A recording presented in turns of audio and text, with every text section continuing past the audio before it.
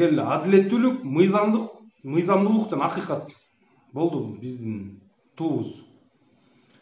Достор, дагы бир жолу жан кошулгандарга эскертип кетейин. 9 март митинг, ошол референдумга каршы, конституцияга каршы борбору митинг уюштурат.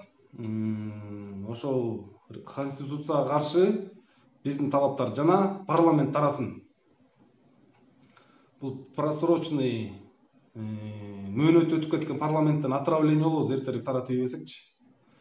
Ошон үчүн достор, 5 октябрдагы революцияны максатына жеткизебиз буюрса.